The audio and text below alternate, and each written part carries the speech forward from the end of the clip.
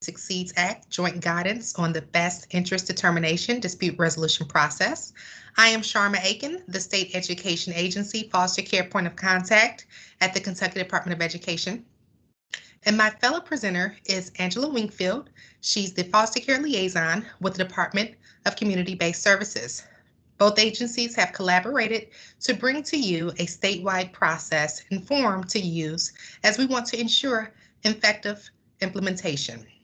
In this video, we will provide an overview of the components in the Best Interest Determination Dispute Resolution Form. Please read the dispute resolution process in its entirety. The purpose of this video is to discuss best interest determinations and how to handle disputes that may arise over disagreements, specifically over deciding what school placement is in the child's best interest. In this short video, LEAs will know how to provide a clear dispute resolution process to address disagreements about school placement in an orderly manner. So let's get started.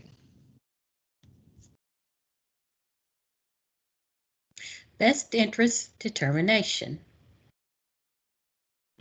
ESSA, or Every Student Succeed Act, requires that whenever possible, children in foster care shall remain in the school of origin.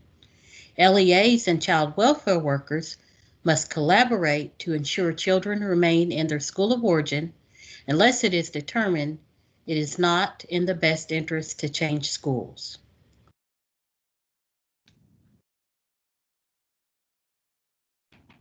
School of origin. School of origin is defined as the school in which a child is enrolled when they enter foster care. If a child's placement changes, the school of origin then would be considered the school in which they were enrolled at the time of the placement change. If a child is returning to a district after a hospitalization or a residential placement, then the school of origin becomes the school that the child was enrolled in prior to the residential placement or the hospitalization. Best interest meeting. In order to determine best interests, a meeting must be held. Currently, due to COVID, these meetings can be held virtually or by phone conference. The child's DCBS worker, PCC worker when applicable, biological parent when TPR has not occurred, foster parents, district foster care liaison, and a representative from the school of origin should be invited to the meeting. It is also a good idea to get the child's input when age appropriate.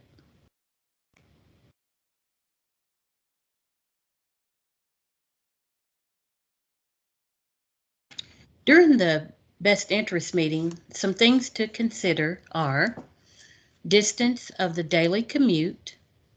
Does the child have a connection to the school of origin? What support systems exist? Are there any safety concerns? Does the child have siblings at the school of origin? Does the child have an IEP?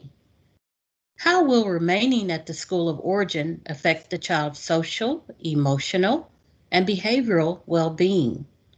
Will remaining in the school of origin positively impact the child's academic performance? For older children, is the child on track for graduation?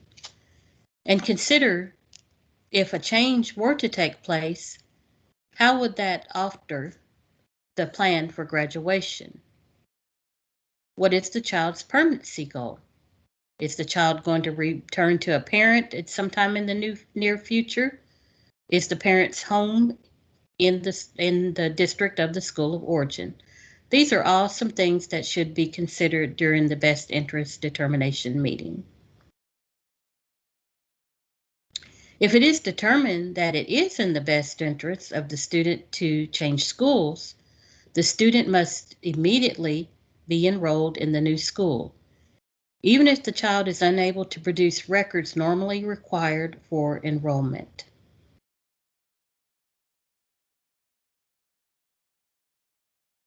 Cost. Section 1112 of ESSA indicates that if there are additional costs incurred in providing transportation to maintain foster children in their school of origin, the LEA will provide transportation if the CWA agrees to pay the cost, the LEA agrees to pay, or the LEA and CWA agree to share the cost. It also says that cost of transportation should not be a factor when making a best interest determination.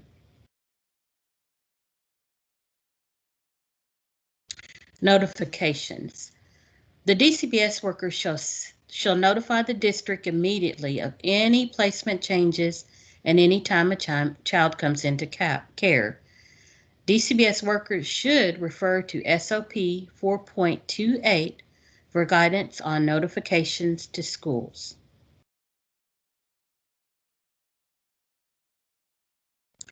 From time to time, there may be a disagreement about the decision. In the event that an agreement on best interests cannot be made, a dispute resolution may be necessary. The Child Welfare Agency has the final say, but if the district disputes the decision, the dispute resolution process should be followed.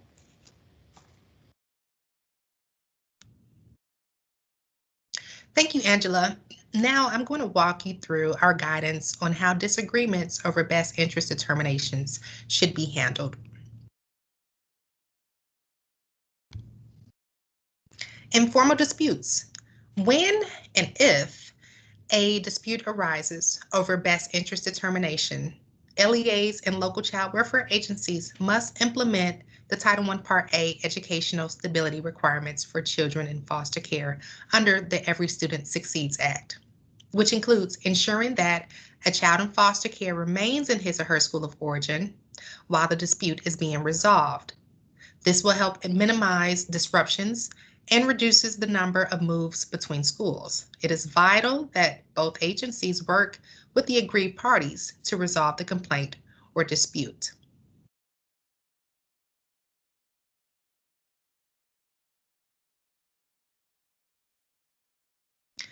During the informal dispute process, districts need to know that the timeline in which all components must occur at the local level is 30 days from the date in which the complaint arises about services or placement of a foster student. The LEA point of contact shall inform the representative of the foster student of their rights under this process and the Every Student Succeeds Act. If the educational decision maker or parent disagrees with the best interest determination or the bid, the LEA shall inform them in a language and format understandable of their right to appeal the best interest determination. The informal best interest determination resolution process includes the following steps. First, every effort must be made for the relevant parties to reach an agreement at the local level regarding the appropriate school placement for the child in foster care. All concerns regarding the education of foster child shall be referred to the local education agency's foster care point of contact and the local DCBS point of contact, as this will help streamline communication.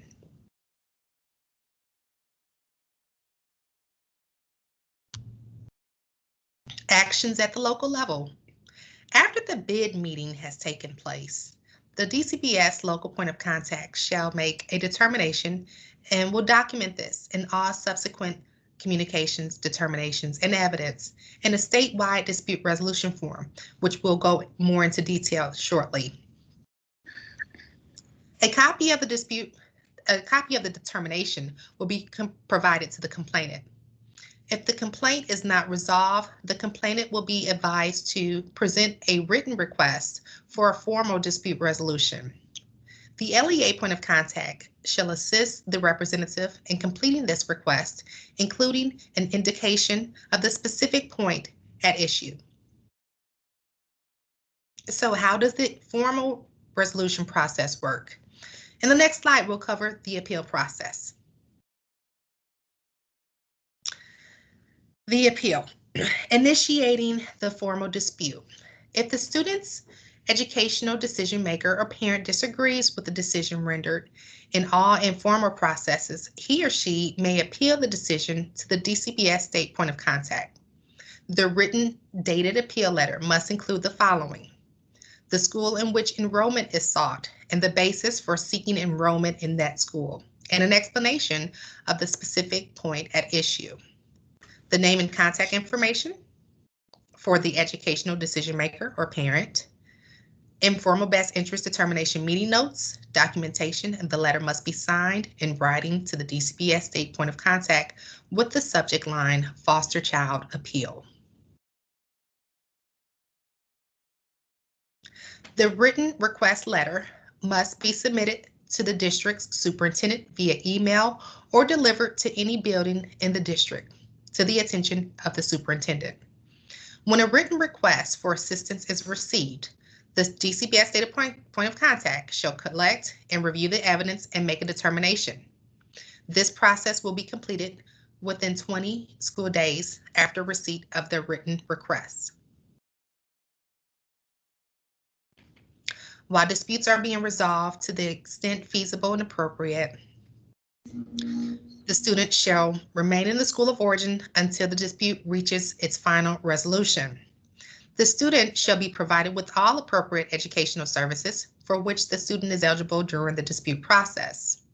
Students attending the school of origin during the dispute will be entitled to receive transportation pursuant to the local transportation procedures developed collaboratively between both agencies, the district and the local child welfare agency. The panel's decision. Relevant parties may request that the DCBS state point of contact decision be reviewed by a 3-member panel convened by the state DCBS point of contact. Requests for consideration by a panel must be filed within 20 school days of the decision made by the state DCBS point of contact. The final decision will be made by a 3-person panel, including the KDE foster care point of contact, a representative from the state DCBS office, and the child's DCBS caseworker. If the complainant is the child's DCBS worker, a DCBS staff person from that region will be appointed to the panel. The 3-member panel shall review the DCBS state point of contact's decision and either adopt the decision or reject it. If rejected, the panel will provide an alternative finding with appropriate reasoning. The panel's decision is a final decision and not appealable. The placement and services for the student shall be continued pending the resolution of the dispute. The panel shall make a final decision within 20 days of receipt of the dispute. Although the standard procedure allows for 20 days for a response, every effort will be made to resolve the complaint in the shortest possible time. The final decision. DCBS shall maintain a record of all formal disputes related to the child in foster care. For every type of dispute regarding a child in foster care, the LEA and DCBS must make every effort to resolve the dispute collaboratively at the local level. Documented patterns of excessive disputes from a particular district or local child welfare agency will be reviewed by the DCBS state point of contact, and appropriate measures will be taken to ensure compliance by both agencies. All parties are encouraged to seek assistance from the state DCBS education liaison prior to any dispute. The panel will forward the final written decision to the educational decision maker or parent in district. The written decision must include a restatement of the dispute and justification of the final decision. The LEA must implement the panel's decision in full immediately. This is a screenshot from the KDE foster care website. Under related documents, you will find the dispute resolution process for the best interest determination, as well as the dispute resolution form.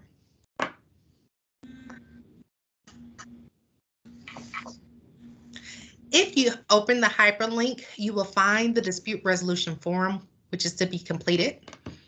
The informal section, which is the screenshot here, is a fillable form, contains information that must be completed by the local DCBS point of contact. However, signatures are needed from both the LEA point of contact and the DCBS point of contact and must be dated with the date of the resolution. The next screenshot shows the appeals section, which will need to be signed and dated by the petitioner, along with the narrative regarding the question at issue on the appeal. The informal decision will be completed by the state DCBS foster care liaison. It needs to be signed and dated. If the complaint has not been resolved, the petitioner can appeal the state foster care liaison's decision and request a 3-member panel, and should be completed by the complainant with the assistance from the LEA's foster care point of contact. The final section is the final dispute. The final dispute will be completed by the state DCBS point of contact and returned within 20-day time frame. Again, I have hyperlinked the resources page where you can find the entire process, as well as the dispute resolution form. If you have any questions, please feel free to contact us. My contact information is listed here on this contact information sheet, as well as Angela Winkfield. You all have a great day, and thank you again for watching.